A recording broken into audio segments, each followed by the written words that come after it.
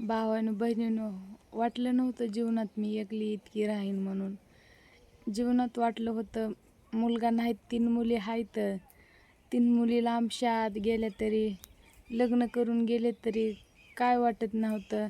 त्याच्यानं सारखं मुलीला माझ्या आई-पप्पाकडे ठेवायचे की त्या उद्या नांदायला गेल्यास बेकार वाटेल म्हणून. आणि एवढं जीवाला आसरा होता की मुली उठून गेल्या तरी दोघं जोडीनं संगत राहोत, माझे पतिदेव आणि मी.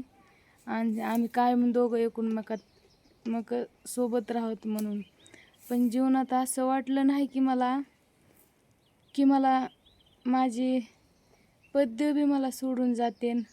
उद्या मुली शाळेत जातेन आणि मी एकटी पडेन म्हणून मी ह्याची कधी कल्पना बी केली नव्हती. आज मी माझ्याजवळ भरपूर समधे आहेत, भाऊ बहिणी आहेत, समधं गणगोत आहे. पण त्याच्यात मी कशी अनाथ असल्यासारखी वाटते.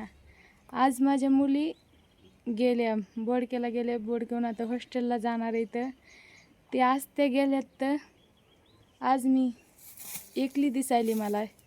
शेवट मी जे विचार केला होता की मुली नांदायला गेल्या तरी माझे पद देऊन मी संगत राहतान, पण त्याच्यातून बी मी एकलीच राहिली. समध्या असताना मी माझी स्वतःला मी एकली वाटते. जीवन दोघांचं स्वप्न दोघांचं जगण्यासाठी बघितलं होतं, पण ते अपूर्ण झालं.